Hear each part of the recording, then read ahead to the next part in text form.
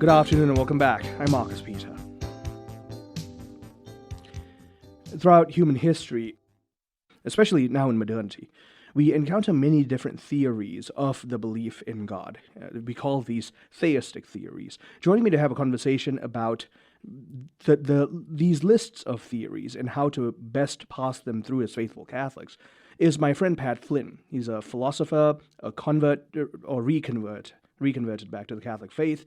He is a writer, musician, fitness and martial arts enthusiast, and husband and father of 5 children on earth in Waukesha, Wisconsin. Pat, great to speak with you. How are you? Always a pleasure to be with you, Marcus. I'm great. How are you? I'm very well, thank you. It's always a treat for me too. Let's begin by setting the groundwork for our listeners. We use the term theistic theories. What do we mean by that? Yeah, very good. So if we're talking philosophically, philosophers are usually interested in answering certain sorts of questions, and the topic of God has historically come up with respect to fundamentality or big picture theories of everything, if you want to call them that.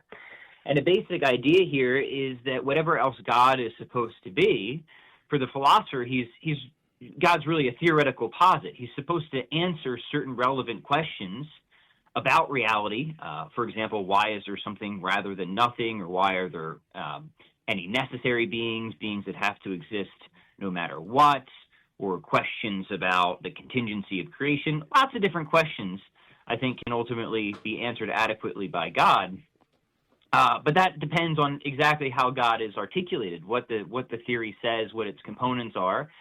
And so it's been an interesting project of mine now through many years to sort of look at different theistic theories and see how well they can explain, I think, the most important sorts of questions that philosophers ask, the big-ticket sorts of questions, not only when it comes to how they fare against atheistic theories, naturalistic theories, but also how they fare against each other. And sometimes people are surprised to learn that, there isn't just one idea of God out there. There's many different ideas of God. There always have been, but especially in our present day and contemporary philosophy of religion, there's many different theistic models of God out there that are often strikingly different with respect to how people conceive of God and the sorts of questions they think God can ask.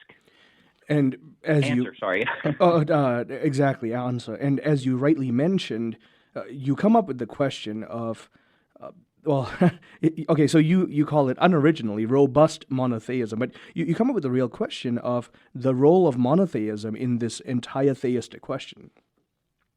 Yeah, that's right. So you're referring to a little Substack sketch that I put up, and I try to introduce this idea of a theistic theory by drawing the parallel to what often goes on in ethical theorizing or meta-ethical theorizing by philosophers. So what goes on there is philosophers often say, okay, here's sort of the relevant data of moral experience, right? If we're taking our moral experience seriously, there's certain things that seem like they need to be explained. One of them might be that there are moral facts, that when we make moral statements like murder is wrong, that they're truth-apt, right? They're substantive. Another relevant data point is what might be called stance independence, that they're made true not just because of our feelings or fancies, right? There's something objective that grounds them, such that even if our feelings pointed in the other direction, we could say that those feelings are misguided, they're wrong, right? So anyways, there's lots of data points of moral experience, and what meta-ethicists who are moral realists have done is have defined a term called robust moral realism. Mm-hmm. And the idea there is that any form of robust moral realism has to give a good story or a good answer to all the questions we can ask about the relevant data. It has to be able to explain all of it, not just some of it, if we want a robust meta-ethical project. And what I was trying to do there is say that we should say something similar about theism. There's all sorts of relevant questions or data points that call out for some sort of explanation, and a good theistic theory should be able to answer all of them in an elegant and unified way. And part of my motivation here is that we need some criteria to help us adjudicate between these theories, especially since they often emerge from radically different sorts of metaphysical background assumptions or frameworks or something like that. And then I list out the sorts of things that I think a good theistic theory should be able to answer. not just about features of the world, but features about God. So, for example, why does God exist? That's actually a pretty coherent question. Now, most theists want to say that God also exists necessarily, which is to say that God could, that reality had to include God, no matter what, so to speak.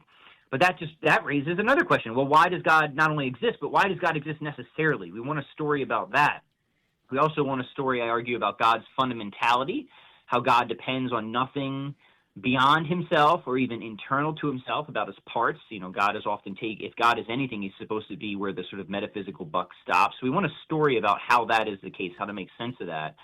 Also want a story about how everything in some way traces back to God. What makes it the case that nothing can sort of float free of God in any broad grounding sense, right?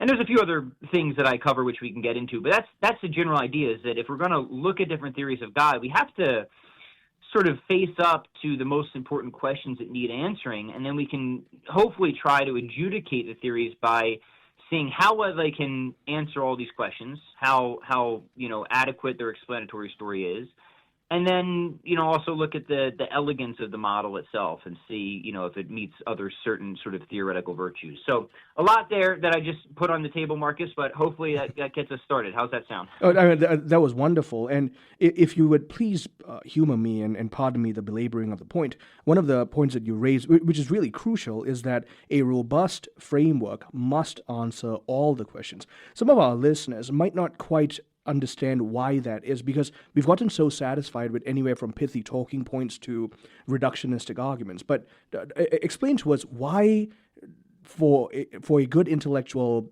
system, for a good intellectual experiment, we have to have a system that answers all the questions well.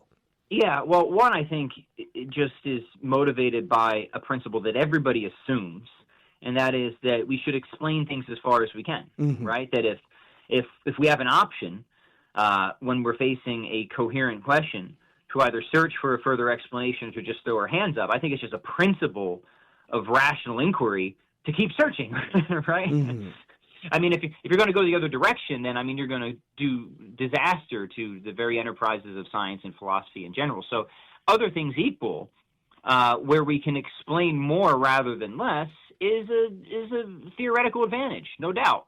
But I think this is even more important for the theist, right? Because the theist has generally, historically been committed to the idea that reality is completely intelligible. And this is fairly unique to theism. I think many atheists, many naturalists are willing to just throw brute facts out there, that there's just some questions that can be coherently raised, but there's just no answer to be found. That's the idea of a brute fact. And I think that's disastrous for epistemology and all sorts of other things.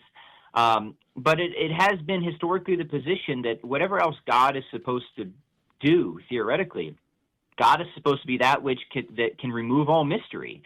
Now, here's an important qualification on that. That doesn't mean that we're in a position to have all the mystery removed. It's just that there really is a correct or adequate answer to every coherent question that can be asked. Now, maybe only God has those answers, and maybe only God has those answers because only God can fully grasp the divine essence. But just because we don't know or can't access those answers, that's different from saying that there's good reason for thinking there's a basis for those answers, if that makes sense. So I think it's important that we try to make sure that we give a story about everything that seems like can have a coherent story given about it, but also specifically for theists, a whole lot of what motivates theism in the first place is this robust explanatory project, this sort of goal of, or optimism, you might say, about the intelligibility of reality, if that makes sense.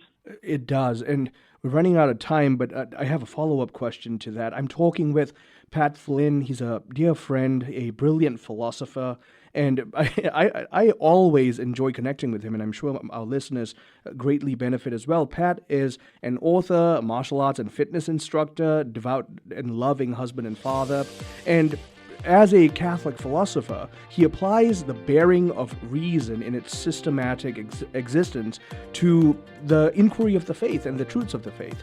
We're continuing on the other side of the break with the question of theistic theories on the belief of God. Stay tuned, I'm Marcus Peter.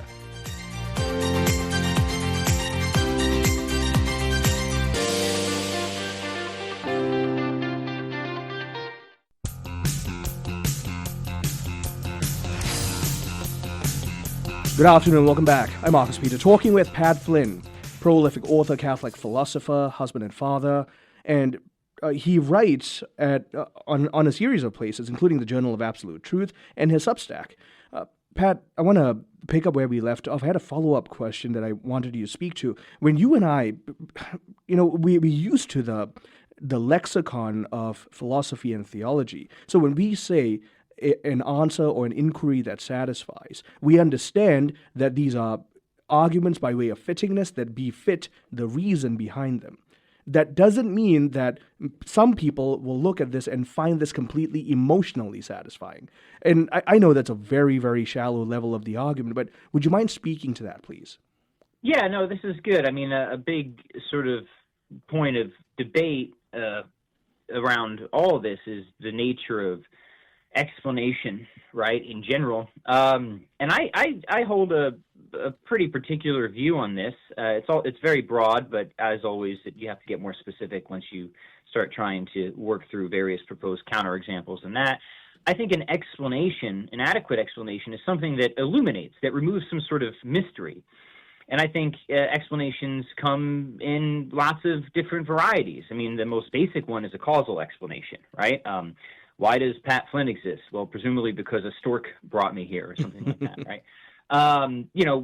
So all causes are explanatory to some extent. Maybe they're partially explanatory, maybe they're completely explanatory. It depends on the context.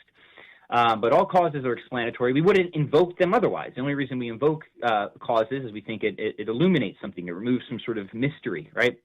But not, and this is important, and I think this is something a theist should, every theist should say, not all explanations are causes. There's all sorts of explanatory considerations that are genuinely illuminating that are not at all causal. I mean, some things are just straightforward analytic truths or necessary truths.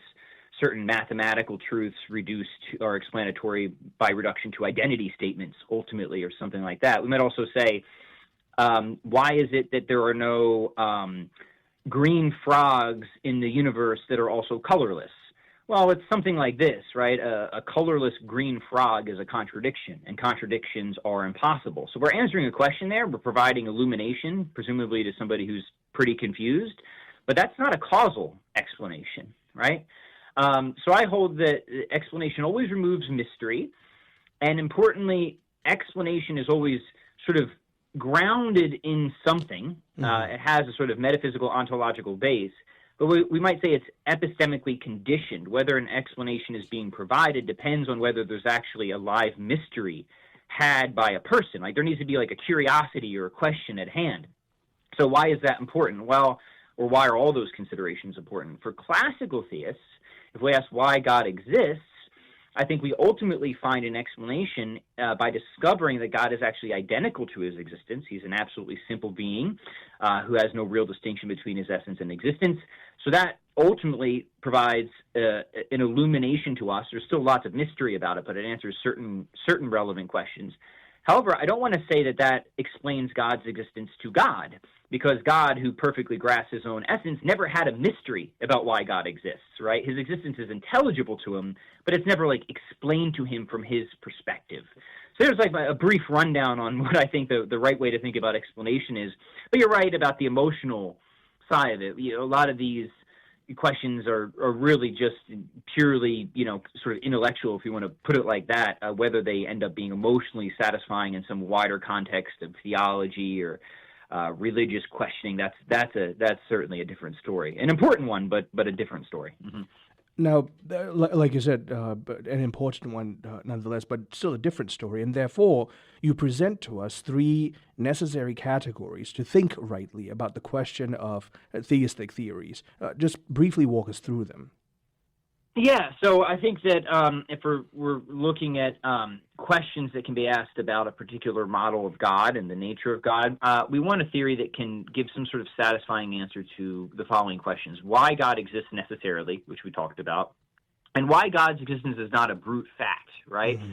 What is it that would make God's existence sort of intrinsically intelligible rather than, and these are the two really other options that one could take, rather than intelligible by way of some external cause, which no theist wants to take, or it's just brute. It's not intelligible at all. God just exists there, and he exists necessarily, but there's no rhyme or reason to it. And I think that would be a serious cost. So we want to be able to tell a story of sort of intrinsic intelligibility there, right? The next thing we want, I think, from a theistic model is a story about absolute rather than relative fundamentality. How is it that God depends upon nothing? And this is somewhat similar to the first question with respect to causation, but not exactly the same, because there are models of theism that definitely want to say that God doesn't depend on an extrinsic cause, but that also make God internally complex or a composite, where he seems to be built up from parts in a very broad sense, more basic to him. And I want to say that that's a problem as well. I think that's actually in pretty straightforward contradiction to the notion of God as a fundamental entity, right? If God is built up from more basic parts, then God just isn't where the metaphysical buck stops, so to speak. It goes back to those other entities, and a part is definitionally, a proper part is other than the whole, right? So that's a more kind of technical philosophical consideration, but I think it's a really important one once you start to enter in these sorts of considerations. The next one, or class, I should say, concerns uniqueness and non-competition. And I think we want a story about why there isn't, why there's one God, but why that isn't just happenstance, right? What is it about God or the nature of reality such that there can't be more than one God? We want a story about a principled monotheism, not just that there happens to be one God by chance, but what constrains it such that there could only possibly be one God? And then related to that, I think we want a story about how no other reality could be equally fundamental with God, which in some sense would also mean that God doesn't really explain everything. He might explain a lot of things, but there might be other things that are sort of, right down there at the metaphysical basement, as you will, with God. And sometimes what's posited here would be something like Plato's heaven, a realm of abstract forms or something like that, right? The weird stuff that usually only philosophers think about. But I think we want a story about why only God is at the basement of all reality. And yeah, my contention is if you're a theist, I think you have to wrestle seriously with all these questions. I think ultimately your aim should be to at least provide a good story about all of these. In addition to being able to, say something else about other things that matter too, right? How God grounds the contingent world and stuff like that. But these questions are really kind of specific to the nature and character of God in particular, if that makes sense. Oh, absolutely. And all of this, therefore, presents to us the fundamental question to move forward, that any particular, like you rightly mentioned, any particular model of theism secures all of these categories, and necessarily so, like you mentioned, all of them have to be met in an epistemologically satisfying manner. The intellect must find reason to see all of these satisfied. Yeah, I want to say that, and I want to distinguish that there's a difference between being able to grasp what the adequate reason is and seeing that there is a basis that could provide an adequate reason, right? So, and that goes, towards the classic notion that, I think the obviously correct one, that God is obviously radically transcendent. We can't grasp the nature of God. But I think for classical theists, we could tell a story about why, if we could grasp God's nature as purely simple and purely actual, whose essence just is his existence, then there would be no mystery to us anymore about why God exists and has the characteristics he does. And even though I don't get into it in this article is mostly just about kind of laying out what I think would need to be satisfied for a robust monotheism. It'll surprise nobody who's ever heard our conversations before to hear that I think only classical theism can ultimately do that. And, for some of the reasons that have already been articulated. But, yeah, I want to make sure that press the point that, we don't have, given our finitude, and we'll never have, at least in this life, cognitive access to the basis for all those questions. But I think we do have the cognitive power and the reasons to give a robust sort of metaphysical story in general, but also about the nature of God, to show that there is an entity. It's a very special sort of entity, and it has to be like this, that could, in principle, answer all of these questions. Now, if we consider all of that, as we've been talking about looking for metaphysically satisfying answers, we can also still acknowledge that there's a certain trickiness to this topic, that as we apply the highest bearing of our reason into the inquiry of God, there is still a realm of mystery that we're facing. Yes, yeah, absolutely. And when you say that there's trickiness to the subject, I mean that's hugely true, because even though we're talking about a model of God, and this is important, a model of God isn't just giving some sort of very broad, definition of God as that which nothing greater can be conceived, or something like that, a perfect being. A model of God is supposed to be a fairly robust articulation of the divine nature, right? In such that it's supposed to play a theoretical role. But even, and some people have said, well, okay, that's fine, but that doesn't mean it's an entire worldview, and that's correct. But it's hard to articulate a model of God without also kind of bringing in a lot of other significant metaphysical assumptions, like the nature of explanation, the nature of causation, the nature of composition. So it's not like you can neatly disentangle stuff, right? And that's what makes philosophy difficult in general. One question leads to 1,000 questions all the time. You can't ever really do something in a totally isolated, manner. So ultimately, yeah, it's tricky for all the reasons you pointed out, but it's tricky because as you begin to answer one series of questions, 10, 20 more almost immediately arise, right? Yeah. Pat, thank you very much for your time. Always a tremendous joy to connect with you. I've been talking with Pat Flynn, Catholic philosopher. He writes on his Substack, Pat Flynn, in the Journal of Absolute Truth. And we're coming to you from the Good News Cruise 2026. We're continuing with fruitful conversation. Stay tuned. I'm Marcus Peter.